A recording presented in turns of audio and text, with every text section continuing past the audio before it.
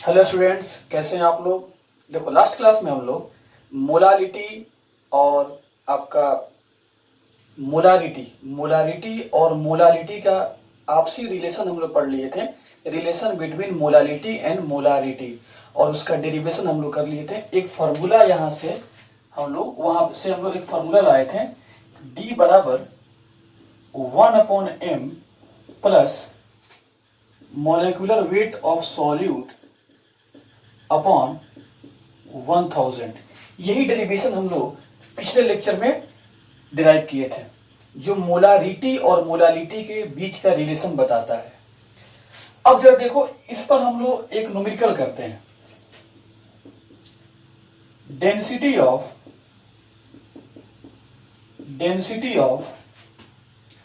2 molar aqueous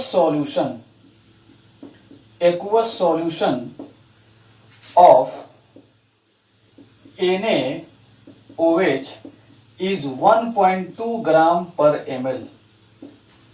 Then calculate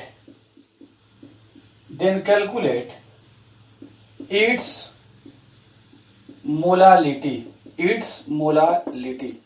देखो, इस सवाल में आपका मोलारिटी दिया हुआ है, मोलारिटी, और उसके साथ साथ में डेंसिटी दिया है। तो कह रहा है कि उसका मोलालिटी निकालो। मतलब मोलारिटी दिया हुआ है और आपसे क्या पूछ रहा है, मोलालिटी। तो आप रिलेशन ये जानते हैं कि D बराबर 1/m plus molecular weight of solute upon 1000। ये आपका रिलेशन होता है। देखो, सवाल में डेंसिटी कितना दे दिया है, 1.2 ग्राम पर ml। और याद रखना, डेंसिटी जो आपका है ये ग्राम पर ml में ही रखना है। डेंसिटी ग्राम पर ml में रखना है। आप जाके देखना, पिछले लेक्चर में जो मैं ड्राइव किया हूं तो डेंसिटी ग्राम पर ml में ही दिया हुआ था। तो डेंसिटी को ग्राम पर ml में रखना, मैंने 1.2 ग्राम पर ml रख दिया। और यही मोलालिटी आपको निकालना है, ठीक है। और यहां फॉर्मूले में कैपिटल M छूट गया है, जो मोलारिटी है। यहां पर क्या हो गया, ये आपका कैपिटल M मोलारिटी।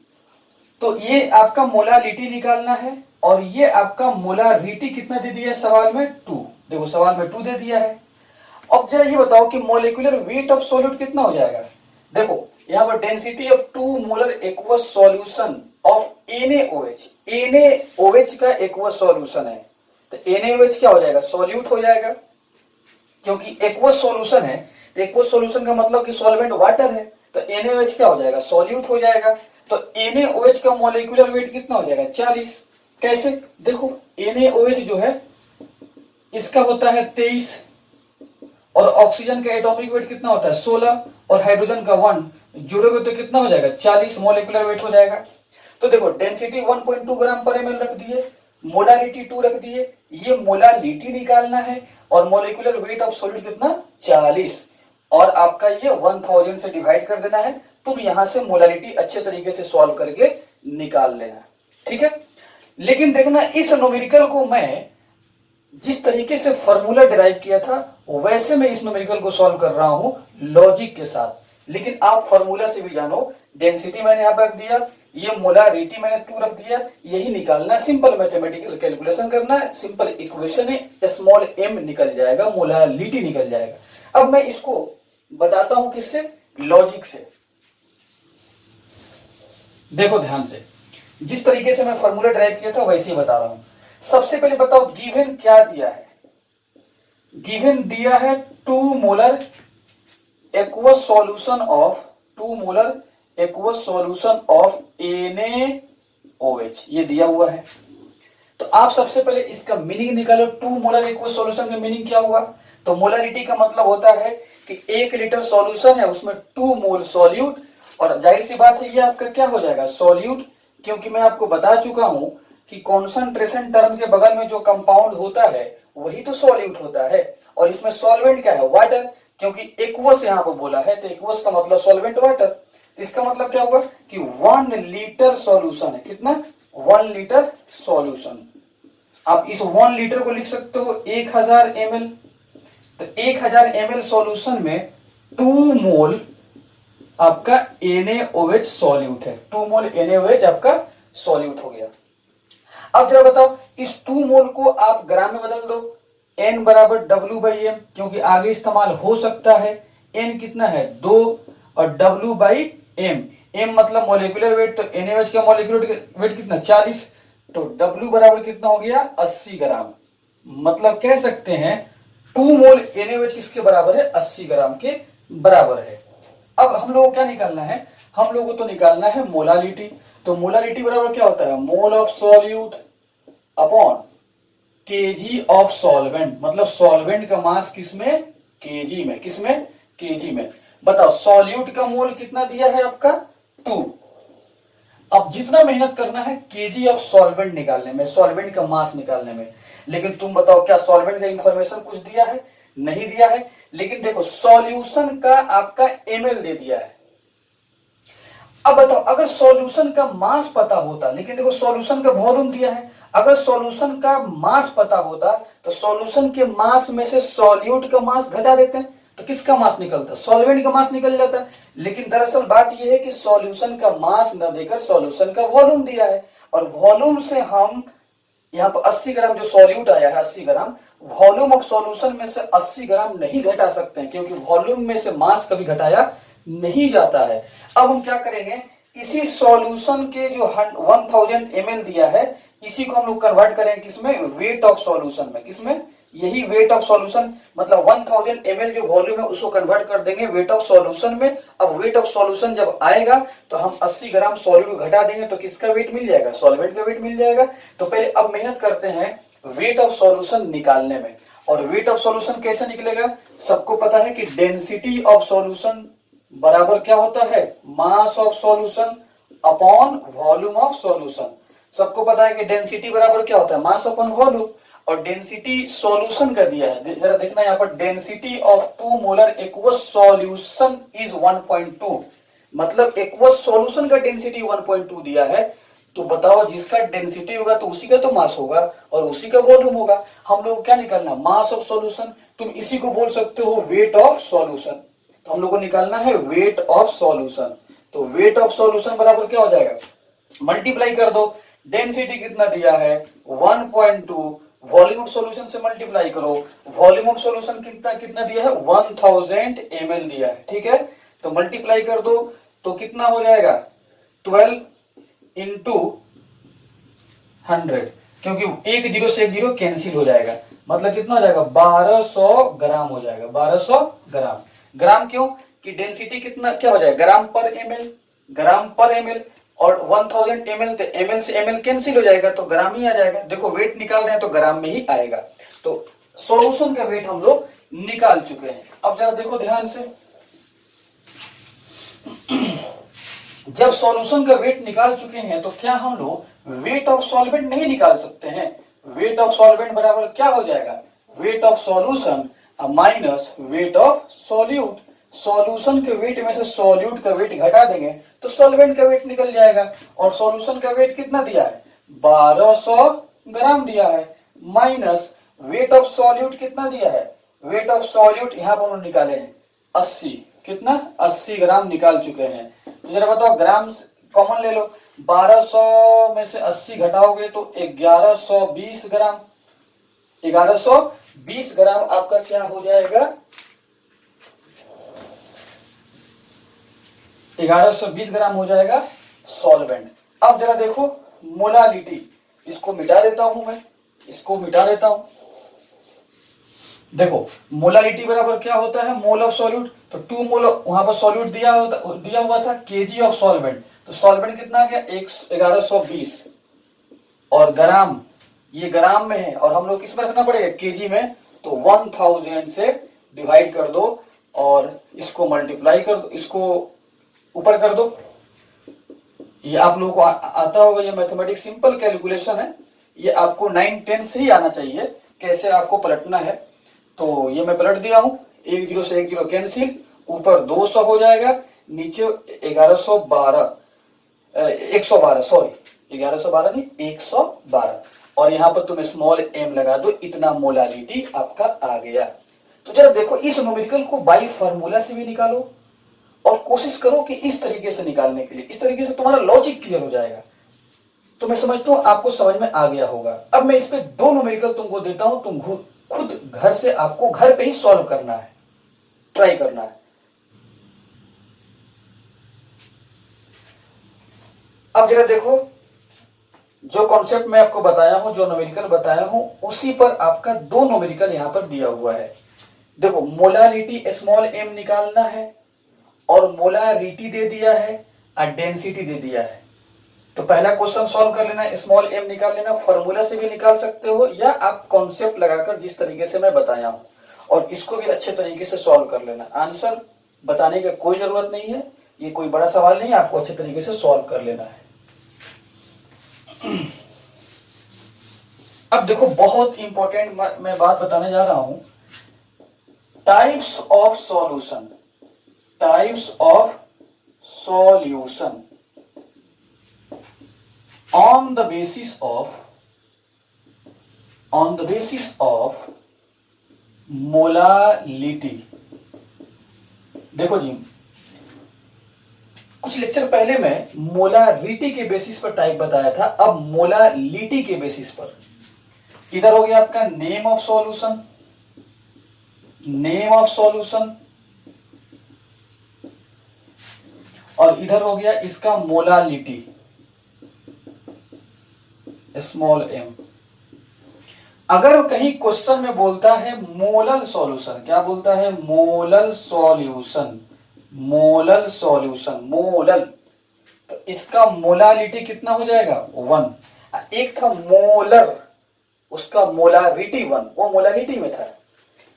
अगर कहीं बोलेगा आपका semi molal solution, semi molal solution, तो इसका मोलालिटी कितना हो जाएगा? 1/2। तुम इसको ऐसे भी लिख सकते हो 1/2m, 1/2m। अगर कहीं बोले deci molal solution, deci molal solution, जैसे ही क्वेश्चन में डेसी मोलल सॉल्यूशन बोल देगा तो 1/10 स्मॉल m लिख देना, मतलब इसका मोलालिटी कितना? 1/10।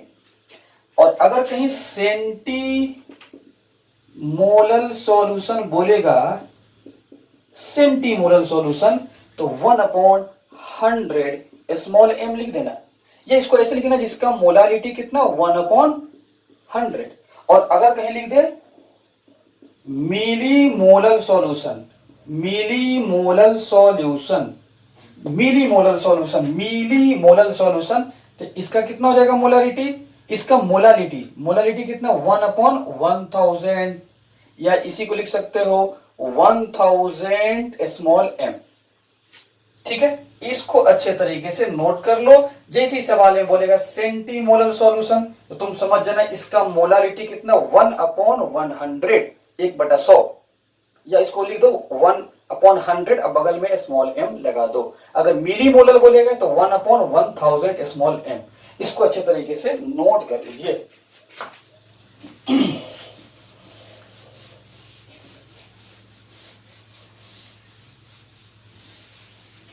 अब जरा देखो, एक बात मैं बताने जा रहा हूं, मीनिंग ऑफ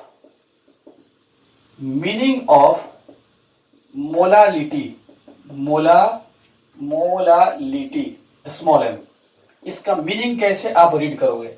देखो मोलारिटी का भी मीनिंग आना चाहिए, परसेंटेज जो यूनिट में बताया हूं W/W, परसेंटेज W/V, उसका भी मीनिंग मैं सब बता दिया हूं, मोलारिटी का भी मीनिंग बता दिया हूं। आज देखो मोलालिटी का मीनिंग क्या हुआ।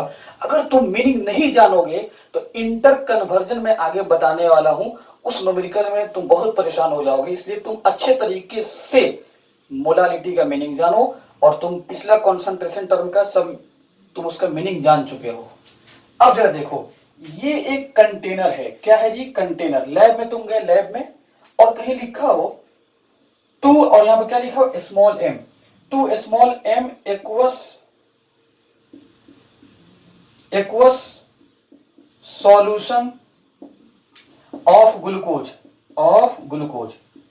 इस कंटेनर, मतलब लैब में तुम गए हो, एक कंटेनर है, ये तुम्हारा क्या हो गया? ये तुम्हारा कंटेनर है, और उस पे एक लेबल लगा हुआ है 2 small m aqueous solution of glucose. इसका मीनिंग क्या हुआ?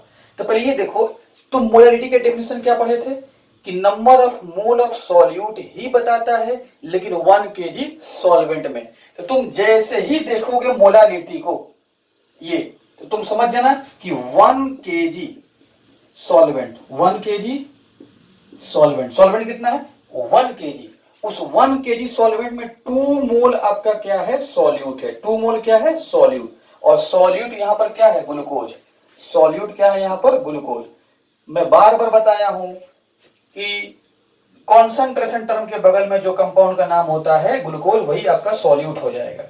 तो 1 kg सॉल्वेंट में 2 मोल आपका सॉल्यूट हो जाएगा, ठीक है। अगर मैं कहने तो 1.5 m एक्वस सॉल्यूशन NaOH, इसका मीनिंग क्या हुआ, 1 kg सॉल्वेंट है, इस 1 kg सॉल्वेंट में 1.5 मोल आपका NaOH हो जाएगा, 1.5 मोल NaOH, जो आपका ये NaOH क्या है सॉल्यूट है, NaOH क्या है सॉल्यूट है। और इसमें सॉल्वेंट क्या होगा, तो एक्वस लिखा है तो उसमें पानी वाटर सॉल्वेंट हो जाएगा। तो ये आपका मीनिंग है, इस मीनिंग को ध्यान से अच्छे तरीके से नोट कर लो।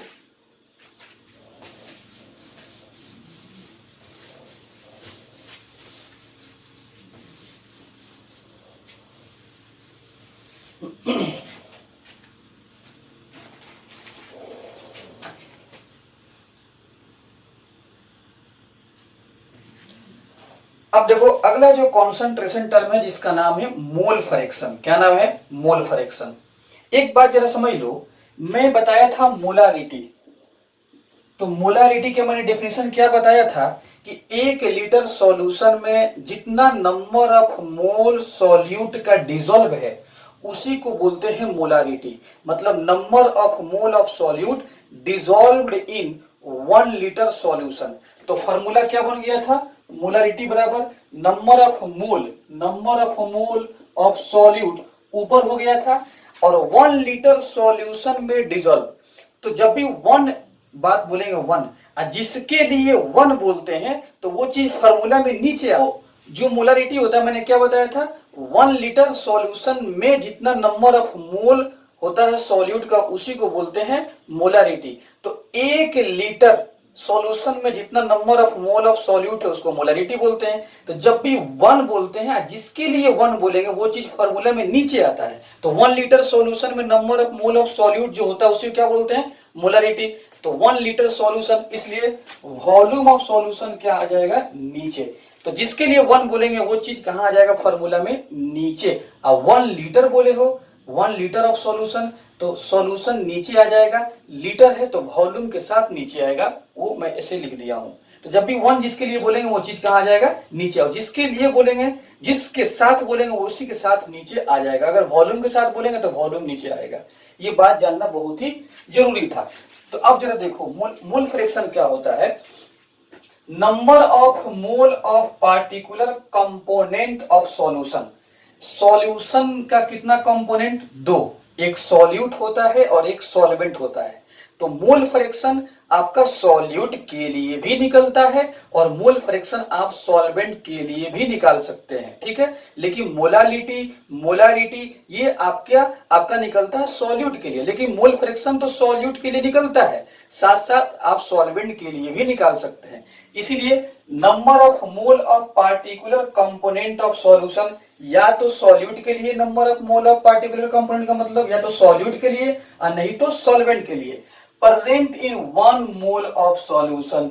अब देखो 1 मोल ऑफ सॉल्यूशन बोले हैं, तो अब जिसके लिए 1 की बात करते हैं वो चीज फॉर्मूला में नीचे आ जाता है। तो 1 मोल ऑफ सॉल्यूशन बोले हैं तो सॉल्यूशन 1 मोल बोले हैं तो मोल के साथ नीचे आ जाएगा। तो देखो फॉर्मूला में n का मतलब होता है मोल, स्मॉल n का मतलब मोल होता है, तो मोल ऑफ सॉल्यूशन नीचे आ गया, और जिसका हम निकालेंगे मोल फ्रैक्शन उसका मोल ऊपर आ जाएगा, ठीक है। तो number of mole of particular component of solution ऊपर आ जाएगा, present in 1 mole of solution नीचे आ जाएगा, ठीक है। अब पार्टिकुलर कंपोनेंट या तो आपका सॉल्यूट होगा नहीं तो सॉल्वेंट। अगर सॉल्यूट के लिए मोल फ्रैक्शन निकालेंगे तो ये आपका एक्स टाइप का जो सिंबल दिख रहा है, हालांकि इसको एक्स नहीं बोलते, इसको हम लोग बोलते हैं काई। क्या बोलते हैं काई, इसको बोलते हैं हम लोग काई। हालांकि काई नहीं बोला करेंगे हम लोग, एक्स ही बोलेंगे, लेकिन इसको काई बोलते हैं। तो ये आपका सिंबल मोल फ्रैक्शन का हो गया। अगर यहाँ पर सॉल्यूट लिखेंगे तो यहाँ पर mole of solute, small N का मतलब mole of solute upon mole of solution. और अगर यहाँ पर सॉल्वेंट लिखेंगे तो mole of solvent upon mole of solution. तो ये आपका हमेशा सॉल्यूशन नीचे सेम रहेगा, फिक्स रहेगा। जिसका मोल फ्रैक्शन निकालेंगे यहाँ पर वो चेंज हो जाएगा। अगर सॉल्यूट के लिए निकालोगे तो यहाँ पर मोल ऑफ सॉल्यूट, और अगर मोल फ्रैक्शन तुम निकालने जा रहे हो सॉल्वेंट के लिए तो यहाँ पर मोल ऑफ सॉल्वेंट। तो ये आपका मोल फ्रैक्शन हो गया सिंबल, और ये स्मॉल एन आपका सॉल्यूट के लिए सिंबल हो गया। ठीक है, और सबको पता है, देखो ध्यान से, सॉल्यूशन में दो कंपोनेंट होते हैं। कितने कंपोनेंट होते हैं बाबू? एक होता है सॉल्यूट और एक होता है सॉल्वेंट। अब जरा देखो, हम मोल फ्रैक्शन, ये x का मतलब मोल फ्रैक्शन, तो हम मोल फ्रैक्शन सॉल्यूट के लिए भी निकालेंगे और हम लोग मोल फ्रैक्शन सॉल्वेंट के लिए भी निकालेंगे। ठीक है, ध्यान से। अब जरा देखो, हम निकालते हैं किसके लिए? सॉल्यूट के लिए। तो मोल फ्रैक्शन ऑफ सॉल्यूट कैसे? तो जिसका मोल फ्रैक्शन निकालेंगे उसका मोल ऑफ सॉल्यूट ऊपर, और upon mole of solution, mole of solution upon mole of solution. ठीक है, इधर देखो,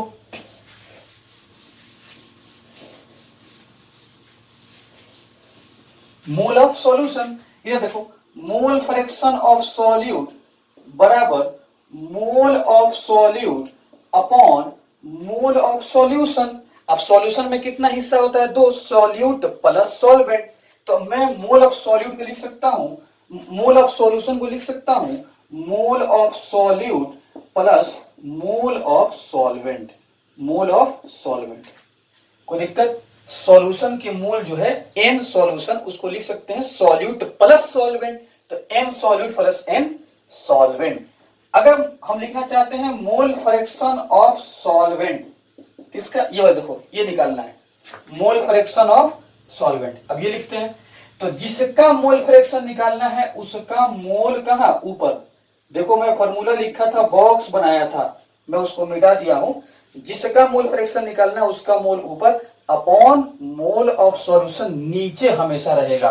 तो मोल ऑफ सॉल्यूशन हमेशा कहां रहेगा? नीचे रहेगा। ठीक है, तो mole of solvent, mole of solvent, और मोल ऑफ सॉल्यूशन को लिख सकते हैं मोल of solute plus mole of solvent, mole of solvent.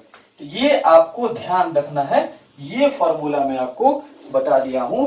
जिस कंपोनेंट का, या तो सॉल्यूट का नहीं तो सॉल्वेंट का, जिसका तुमको निकालना है मोल फ्रैक्शन, उसका मोल ऊपर, upon mole of solute plus mole of solvent. अगर सॉल्वेंट का निकालना है मोल फ्रैक्शन तो मोल ऑफ सॉल्वेंट ऊपर, और नीचे तो आपका मोल of solute plus mole of solvent, दोनों में यहां पर दोनों में सेम रहेगा। तो इसको अच्छे तरीके से नोट कर लो।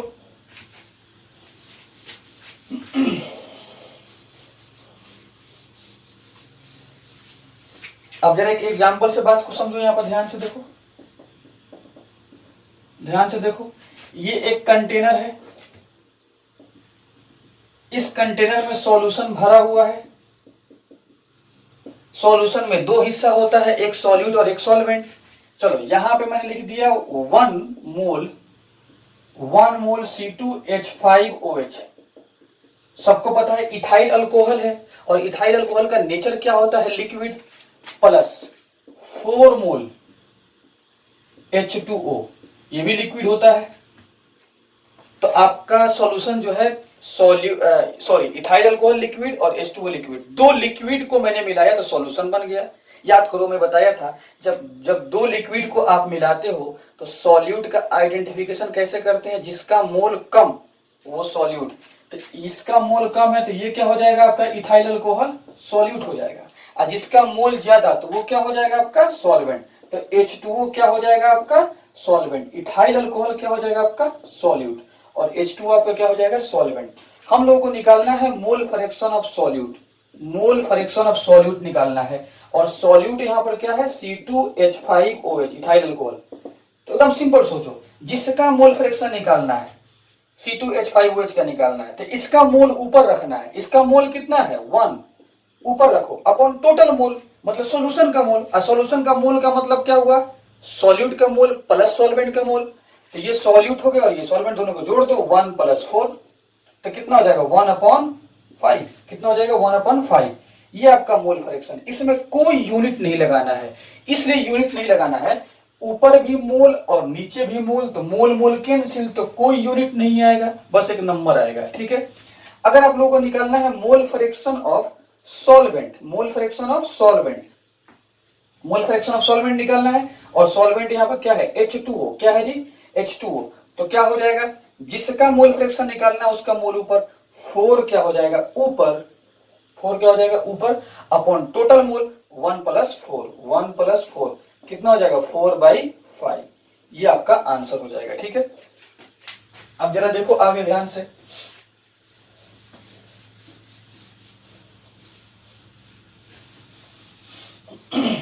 ध्यान से देखो, यहां से एक चीज हम निकालते हैं, दोनों मोल फ्रैक्शन को जरा जोड़ो तो, mole fraction of solute plus mole fraction of solvent, दोनों को जोड़िए, इस दोनों को जोड़ो, तो मोल फ्रैक्शन ऑफ सॉल्यूट कितना है 1/5, अब प्लस वो कितना आ गया 4/5, एलसीएम ले लो 5, 1 + 4 कितना हो जाएगा 5/5, कट के कितना हो जाएगा 1। यहां से लॉजिक ये निकल गया कि mole fraction of solute plus mole fraction of solvent जब तुम जोड़ोगे तो ये 1 के बराबर आ जाएगा। किसके बराबर आ जाएगा, 1 के बराबर। तो जब भी किसी भी सॉल्यूशन के लिए सॉल्यूट का मोल फ्रैक्शन और सॉल्वेंट का मोल फ्रैक्शन जोड़ोगे तो कितना आ जाएगा सम, इसका 1 आ जाएगा। ठीक है। और एक और बात जरा ध्यान से देखो, जब तुम मोल फ्रैक्शन निकालने जा रहे हो सॉल्यूट का, जो तुम मोल फ्रैक्शन निकाले 1/5, तुम बताओ जरा सोचो 1/5 तुम 5 से डिवाइड करोगे 1 में, तो इसका वैल्यू 0 से बड़ा आएगा और 1 से छोटा, 0 और 1 के बीच में आएगा। जब भी ऊपर वाला नंबर छोटा होता है और नीचे वाला नंबर बड़ा होता है, तो जब तुम डिवाइड करोगे तो मान जो आएगा वैल्यू 0 और 1 के बीच में आएगा। 0 के बराबर नहीं आएगा, 1 के बराबर नहीं आएगा, लेकिन 0 और 1 के बीच में आएगा। ये भी क्या आ जाएगा 0 से, ये भी 0 से बड़ा और 1 से छोटा। तो हम कह सकते हैं कि मोल फ्रैक्शन का मान जो आएगा 0 से बड़ा और 1 से छोटा, 0 के बराबर नहीं आएगा, 1 के बराबर नहीं आएगा। जब भी तुम किसी सॉल्यूशन में सॉल्यूट का मोल फ्रैक्शन निकालते हो तो 0 और 1 के बीच में आएगा, सॉल्वेंट का भी मोल फ्रैक्शन निकालते हो 0 और 1 के बीच में आएगा, और दोनों के मोल फ्रैक्शन जोड़ दोगे तो 1 के बराबर आ जाएगा। इसको अच्छे तरीके से आप लोग, अब जरा देखो ध्यान से, एक होता है मोल फ्रैक्शन, ये मोल फ्रैक्शन ऑफ सॉल्यूट मैं बता दिया हूं, मोल of solute upon mole of solution, mole of solution. और मोल ऑफ सॉल्यूशन क्या लिख सकते हो, मोल of solute plus mole of solvent. एक सवाल तुमसे पूछ सकता है एक वर्ड क्वेश्चन में, mole percent of solute, mole percent of solute, तो कुछ नहीं है, मोल परसेंट ऑफ सॉल्यूट, जो तुम सॉल्यूट का मोल फ्रैक्शन निकालोगे उसमें तुम 100 से गुना कर दो, उसी को बोलते हैं मोल परसेंट ऑफ सॉल्यूट। तो पहले तुम निकालो मोल, देखो यहां पर मोल परसेंट ऑफ सॉल्यूट बराबर mole fraction of solute into 100। तो जिस कंपोनेंट का मोल परसेंट पूछेगा उसका तुम मोल फ्रैक्शन निकाल लेना, 100 से गुना कर देना। जैसे मोल परसेंट ऑफ सॉल्वेंट पूछेगा तो मोल फ्रैक्शन ऑफ सॉल्वेंट निकालो और 100 से गुना कर दो। जैसे देखो मोल परसेंट ऑफ सॉल्वेंट, तो मोल फ्रैक्शन निकालो, तो मोल फ्रैक्शन कैसे निकलेगा सॉल्वेंट का, मोल of solvent upon mole of solute plus mole of solvent. ये आपका क्या हो गया, ये आपका मोल फ्रैक्शन हो गया। ये क्या हो गया आपका मोल फ्रैक्शन, किसका मोल फ्रैक्शन हो गया, सॉल्वेंट का, और उसमें 100 से गुना कर दो, उसी को बोलते हैं मोल परसेंट ऑफ सॉल्वेंट। तो देखो ऐसे ही हम यहाँ पर लिख दिए हैं mole fraction of solvent into 100। वैसे ही मोल परसेंट ऑफ सॉल्यूट पूछेगा तो ये देखो ये किसका फॉर्मूला हो गया, मोल फ्रैक्शन ऑफ सॉल्यूट। तो पहले मोल फ्रैक्शन ऑफ सॉल्यूट निकाल दो और 100 से गुना कर दो। अगर सॉल्यूट का मोल परसेंट पूछेगा तो सॉल्यूट का मोल फ्रैक्शन निकाल दो और 100 से गुना कर दो। और अगर सॉल्वेंट का मोल परसेंट पूछेगा तो सॉल्वेंट का पहले मोल फ्रैक्शन निकाल दो और 100 से गुना कर देना। इस पॉइंट हम लोग देखने जा रहे हैं। Important point, important points related to mole fraction, बहुत इंपॉर्टेंट पॉइंट है मोल फ्रैक्शन से रिलेटेड, इसको ध्यान में रखना होगा। सबसे पहला पॉइंट तुम क्या सीखे, mole fraction of solute plus mole fraction of solvent, इस दोनों का सम कितना होता है 1। ये बात एकदम याद रखना। इसका फायदा क्या होगा कि जब भी आपको मोल फ्रैक्शन ऑफ सॉल्यूट निकालना है तो 1 में से घटा दो mole fraction of solvent. Mole fraction of solvent देखो, अगर ये निकालना है इसको उधर लेके जाओ, 1 में से घटा दो। और अगर मोल फ्रैक्शन ऑफ सॉल्वेंट निकालना है तो 1 में से घटा दो मोल फ्रैक्शन ऑफ सॉल्यूट। इसका फायदा ये हो गया कि जब भी आपको सॉल्यूट का मोल फ्रैक्शन पता है और निकालना है सॉल्वेंट का मोल फ्रैक्शन, तो सॉल्यूट का मोल फ्रैक्शन जो पता है उसको तुम 1 में से घटा दो तो निकल जाएगा सॉल्वेंट का मोल फ्रैक्शन। दोनों में से किसी का मोल फ्रैक्शन पता है, तुम 1 में से घटा दो। अगर सॉल्वेंट का पता है तो 1 में से घटाओ तो वो निकल जाएगा मोल फ्रैक्शन ऑफ सॉल्यूट, और अगर सॉल्यूट का पता है तो 1 में से घटाओ वो निकल जाएगा मोल फ्रैक्शन ऑफ सॉल्वेंट। वही ये फॉर्मूला बता रहा है।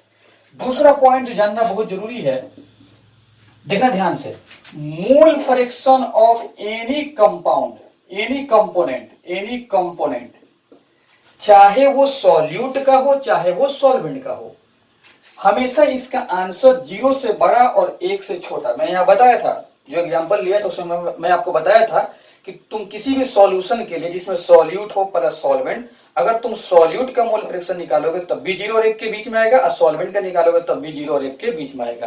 तो एनी कंपोनेंट, अब एनी कंपोनेंट यहां पर आपका सॉल्यूट भी हो सकता है और यहां पर आपका सॉल्वेंट भी हो सकता है।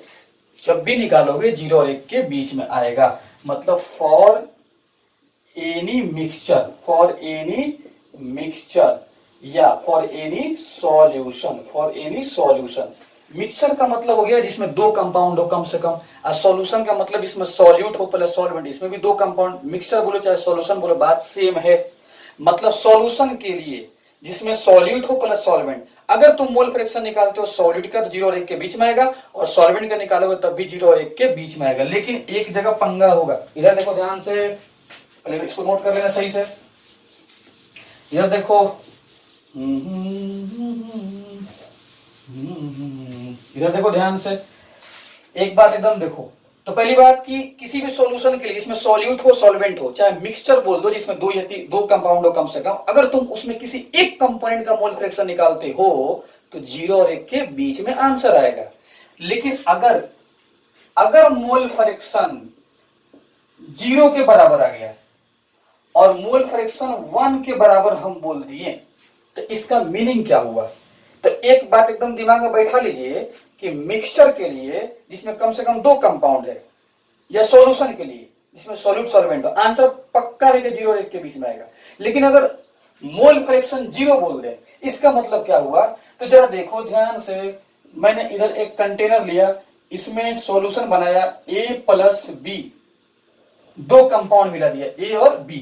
मान लेते हैं कि A क्या है, सॉल्यूट है, और मान लेते हैं B क्या है, ये सॉल्वेंट है। ठीक है जी। मैंने कहा आपका कि मोल फ्रैक्शन निकालिए A का, तो क्या करोगे? A का मोल अपॉन सॉल्यूशन का मोल, A का मोल अपॉन टोटल मोल जोड़ दिए। इसका आंसर क्या आएगा? इसका आंसर आएगा 0, यहां पर लिखते हैं इसे, मतलब इसका आंसर 0 से बड़ा और 1 से छोटा है। इसको हटाओ, 0 से बड़ा 1 से छोटा है। अगर मैं बोल दिया मोल फ्रैक्शन ऑफ B, तो mole of B upon mole of A plus mole of B, इसका भी आंसर क्या आएगा? 0 से बड़ा और 1 से छोटा। लेकिन मैं बोल दिया मोल फ्रैक्शन ऑफ C निकालो, तो जिसका मोल फ्रैक्शन निकालना उसका मोल ऊपर, C का मोल कितना है? ये नहीं है, तो 0 लिखो upon mole of A plus mole of B। ठीक है, टोटल मोल तो C का भी जोड़ लो तो 0। तो अरे छोड़ो इसको, हटा, इसका मतलब नहीं है।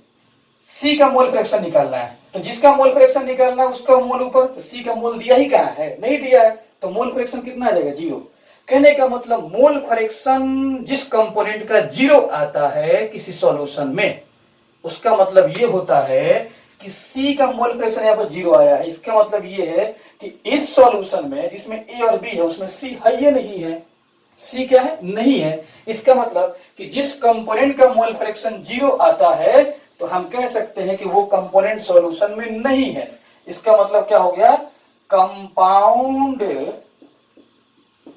Is absent, compound is absent, compound is absent, compound नहीं है। अगर मैं मोल फ्रैक्शन किसी कंपोनेंट का 1 बोल दिया, जानते हो इसका मतलब क्या हुआ? देखो 1 तो तभी आ सकता है, मान लेते हैं कि ये आपका कोई कंपाउंड ए है, मान लेते हैं कोई लिक्विड है, चलो ये कोई लिक्विड मान लेते हैं, लो ठीक है। तो इस ए का मोल फ्रैक्शन निकालना है, तो मोल फ्रैक्शन ऑफ ए का मतलब कि जिसका मोल फ्रैक्शन निकालना है उसका मोल ऊपर, और अपॉन टोटल मोल, तो टोटल मोल क्या आपका ए ही है, लो तो कट कितना आ जाएगा 1। इसका मतलब किसी कंपोनेंट का मोल फ्रैक्शन 1 आने का मतलब होता है कि उस सॉल्यूशन में, सॉल्यूशन तो बोलेंगे ही नहीं, सबसे पहले यही बोल दो कि वो सॉल्यूशन नहीं है, उसमें एक ही कंपाउंड है, वो प्योर कंपाउंड है। क्या है जी? प्योर। अगर 2 कंपाउंड होता, अगर 2 होता है ए और बी, तो नीचे क्या लिखते हैं यहां पर? Mole of A plus mole of B. तो देखो ये कभी नहीं कटता, कभी कट के 1 नहीं आता, कभी कट के 1 नहीं आता। लेकिन यहां पर एक ही कंपाउंड है, तो क्या लिखेंगे नीचे? जिसका मोल फ्रैक्शन निकालना है उसका मोल ऊपर, अपन टोटल मोल तो एक ही है, तो टोटल भी वही हो जाएगा ए, तो कट के कितना जाएगा 1। इसका मतलब मोल फ्रैक्शन 1 तभी आ सकता है कि ऊपर जो नंबर है अपॉन नीचे भी वही नंबर हो, तभी तो कट के 1 आएगा। इसका मतलब कि दिया गया कंपाउंड प्योर है, वो एक ही है, सिंगल है, उसमें 2 कंपाउंड नहीं है। इसीलिए मैं यहां पर बोला हूं 0 और 1 के बीच में तब आएगा जब सॉल्यूशन में कम से कम 2 कंपाउंड हो, और अगर 1 हो जाएगा तो मोल फ्रैक्शन कितना आ जाएगा? 1। और अगर मोल फ्रैक्शन 0 आ गया तो हम बोलेंगे उस सॉल्यूशन में वो नहीं है। तो यहां पर कह सकते हैं हम लोग कि मोल फ्रैक्शन 1 आने का मतलब ये हो गया कि only one compound is present, only one compound is present, सिर्फ एक ही कंपाउंड मौजूद है। लिख सकते हो that is substance is pure, that is substance is pure। तो मोल फ्रैक्शन 1 आने का मतलब ये इंडिकेट करता है कि दिया गया सब्सटेंस प्योर है, और मोल फ्रैक्शन 0 आने का मतलब इंडिकेट ये करता है कि जिसका मोल फ्रैक्शन हम 0 बताना चाह रहे हैं वो आपका सॉल्यूशन में नहीं है। और मोल फ्रैक्शन 0 और 1 के बीच में जो आ रहा है उससे ये समझेंगे कि जिसका मोल फ्रैक्शन 0 और 1 के बीच में आ रहा है वो जो है सॉल्यूशन में मौजूद है, वो अकेले नहीं है, तने तनहा नहीं है, वो अपने जोड़ा के साथ है, ठीक है, अपने पेयर के साथ है, ठीक है। सॉल्यूट अगर है तो सॉल्वेंट के साथ है, अगर सॉल्वेंट है तो सॉल्यूट के साथ है। मतलब मिक्सचर में मोल फ्रैक्शन हमेशा किसी कंपाउंड का 0 और 1 के बीच में आता है। तो ये कॉन्सेप्ट बहुत बहुत इंपॉर्टेंट था, आपको अच्छे तरीके से मैं डील कर दिया, इसको अच्छे तरीके से नोट कर लो।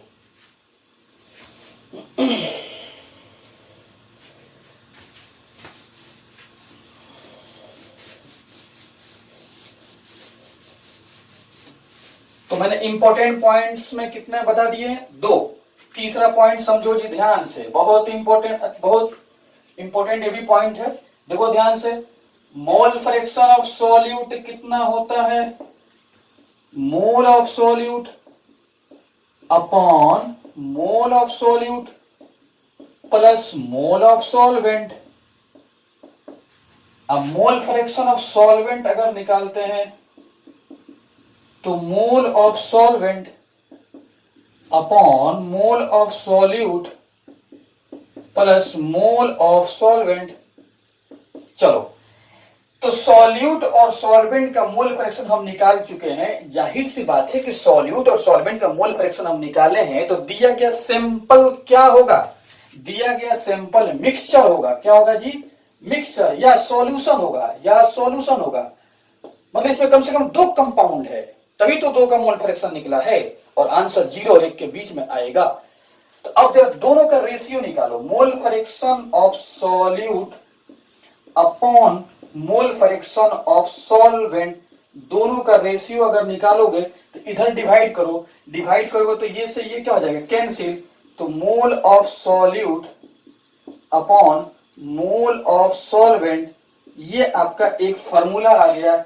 इसको एकदम अच्छे से याद कर लेना कि किसी भी मिक्सचर में सॉल्यूट का मोल फ्रैक्शन सॉल्वेंट का मोल फ्रैक्शन का रेशियो मोल की रेशियो के बराबर होता है। ठीक है। तो मोल फ्रैक्शन का रेशियो बराबर मोल का रेशियो, बहुत इंपॉर्टेंट फॉर्मूला है। ये किसके लिए है? फॉर एनी मिक्सचर, किसी भी मिक्सचर के लिए ये रेशियो बराबर होता है। मतलब मोल का रेशियो बराबर मोल फ्रैक्शन का रेशियो, किसी भी मिक्सचर के लिए मोल फ्रैक्शन का रेशियो बराबर मोल का रेशियो। चौथा पॉइंट ध्यान से, मोल फ्रैक्शन ऑफ सॉल्यूट का हम लिखते हैं expression, mole of solute plus mole of solute plus mole of solvent. जरा देखना ध्यान से, ये एक्सप्रेशन देखो। मान लेते हैं कोई सॉल्यूशन है, तो सॉल्यूशन में तुम सॉल्यूट का मोल फ्रैक्शन निकाले होगे और सॉल्वेंट का मोल फ्रैक्शन निकाले होगे। चलो हम सॉल्यूट का ही निकालते हैं, ठीक है। अब मान लेते हैं given solution is very dilute. देखो डाइल्यूट का मतलब क्या होता है? सॉल्वेंट क्या हो जाए? एक्सेस। सॉल्वेंट क्या हो जाए? एक्सेस। और सॉल्यूट क्या हो जाए? ठीक है। मतलब यहां पर सॉलिड बहुत कम होगा, बहुत कम। मतलब यहां पर लिस्ट लिख दे, बहुत कम। ठीक है जी। चाहे इसमें ये कर दो, मिनिमम कर दो। सॉलिड क्या रहता है? मिनिमम है, कम है, मिनिमम। चाहे लेस लिख दो, लेस भी लिख सकते हो, ठीक है। सॉल्यूट क्या? वेरी लेस, ठीक है। डाइल्यूट सॉल्यूशन का मतलब ये होता है कि उसमें आपका सॉल्वेंट ज्यादा है, सॉल्यूट कम है, इसी का मतलब होता है डाइल्यूट। मैं लेक्चर में बता चुका हूं, पिछले लेक्चर में, पिछले के पीछे आप देख सकते हो, शायद वो पहला या सेकंड लेक्चर होगा, उसमें मैं बताया हूं कि डाइल्यूट सॉल्यूशन का मतलब होता है जिसमें सॉल्वेंट का क्वांटिटी ज्यादा हो, सॉल्यूट का क्वांटिटी कम। तो लिख सकते हैं यहां पर डाइल्यूट सॉल्यूशन में क्या होता है जी बताओ? डाइल्यूट सॉल्यूशन में अमाउंट ऑफ सॉल्यूट बहुत ही कम होता है। किससे? अमाउंट ऑफ सॉल्वेंट से। कह सकते हैं कि सॉल्वेंट का अमाउंट ज्यादा, इसीलिए लिखे सॉल्वेंट एक्सेस होता है, सॉल्यूट वेरी लेस होता है। तो सॉल्वेंट का अमाउंट ज्यादा होता है और सॉल्यूट का अमाउंट कम होता है। तो जरा तुम देखो, मोल भी आपका अमाउंट होता है। तो देखो यहां पर मोल ऑफ सॉल्यूट काफी कम होगा, किससे? मोल ऑफ सॉल्वेंट से। तो हम कह सकते हैं कि सॉल्वेंट का मोल ज्यादा है, सॉल्यूट का मोल कम है। डाइल्यूट सॉल्यूशन का मतलब सिंपल समझो, सॉल्वेंट ज्यादा। तो सॉल्वेंट ज्यादा तो मोल भी ज्यादा और सॉल्यूट का मोल कम। अब जरा तुम खुद सोचो, मोल of solute plus mole of solvent. जरा देखो ध्यान से, बताओ इसमें कौन बड़ा नंबर है? सॉल्वेंट बहुत बड़ा नंबर है और सॉल्यूट काफी छोटा नंबर है, क्योंकि डाइल्यूट सॉल्यूशन है। ये किसके लिए वैलिड है? ये आपका वैलिड है किसके लिए? Dilute, very dilute solution. किसके लिए? डाइल्यूट की हम बात कर रहे हैं, हम किसी जनरल सॉल्यूशन की बात नहीं कर रहे हैं। डाइल्यूट स्पेशल केस है, ये स्पेशल केस, ये आपका स्पेशल केस है, स्पेशल केस। किसके लिए? तो डाइल्यूट सॉल्यूशन के लिए, जिसमें सॉल्वेंट ज्यादा और सॉल्यूट कम। तो दोनों का सम, तो ये तो काफी बड़ा नंबर है और ये काफी छोटा नंबर है। तो बड़ा नंबर में छोटा नंबर जोड़ोगे तो क्या आएगा? कुछ तो फर्क पड़ेगा नहीं, बड़ा ही के बराबर आ जाएगा। इसको लिख सकते हैं मोल ऑफ सॉल्वेंट। जैसे समझो यहां पर 1 में तुम जोड़ दो 0.00001, तो क्या है? तो काफी छोटा नंबर है। तो अगर इससे 1 से कंपेयर करोगे तो काफी छोटा नंबर है। तो ये किसके बराबर? तुम 1 के बराबर लिख दो। तो वही सॉल्वेंट काफी बड़ा है, ये छोटा है, तो कंपेयर करोगे तो ये काफी छोटा और ये बड़ा, तो ये बड़ा के ही बराबर आ जाएगा। ठीक है। तो हम क्या लिख सकते हैं यहाँ पर? जरा देखो ध्यान से, आप mole fraction of solute mole fraction of solute का ये तो पुराना वाला फार्मूला हो गया, एक जनरल फार्मूला हो गया आपका। तो इसको तुम इसे कन्वर्ट कर दो मोल फ्रैक्शन ऑफ सॉल्वेंट। क्यों? इस दोनों का सम किसके बराबर है? सॉल्वेंट के लिए। तो कहने का मतलब इसमें कि मैं एक स्पेशल केस बताया हूं, डाइल्यूट सॉल्यूशन में अमाउंट ऑफ सॉल्वेंट ज्यादा, सॉल्यूट का अमाउंट कम। तो सॉल्वेंट का मोल भी ज्यादा और सॉल्यूट का मोल कम। ये दोनों का सम में निकालूंगा तो सॉल्वेंट के मोल के बराबर। अब मैं इसकी जगह पर ये लिख दिया। तो ये फॉर्मूला तब वैलिड है जब आपका सॉल्यूशन वेरी डाइल्यूट हो। तो मोल फ्रैक्शन ऑफ सॉल्यूट बराबर मोल of solute upon mole of solvent लिख सकते हो। कब? जब सॉल्यूशन वेरी डाइल्यूट हो। तो आज मैंने आपको बता दिया मोल फ्रैक्शन का पूरा कॉन्सेप्ट में आपको खत्म कर दिया। फ्रैक्शन से रिलेटेड मैं न्यूमेरिकल्स कराऊंगा, इसलिए आने वाले लेक्चर का आप इंतजार करें, बहुत इंटरेस्टिंग लेक्चर होने वाला है। आज तो अपना कॉन्सेप्ट हमने क्लियर किया, नेक्स्ट लेक्चर में बहुत अच्छे अच्छे न्यूमेरिकल्स को कराऊंगा, फिर अगला नेक्स्ट टॉपिक में पढ़ाऊंगा। आप ऐसे ही लगे रहिए, मेरे साथ एकदम पढ़ते रहिए, कोई लेक्चर मिस ना करें, क्योंकि देखो इस प्लेटफॉर्म पे मैं कितना कंटेंट दे रहा हूं। कंटेंट तुम कंपेयर करो, यहां से अगर तुम बने रहे इस पे, तुम्हारा नीट भी मिल जाएगा। अगर तुम जेई मेंस के स्टूडेंट हो, जेई मेंस भी आपको मिलेगा, एडवांस भी मिलेगा, और 12th तो आपके साथ में चलता ही रहेगा। ठीक है, ओके, थैंक यू।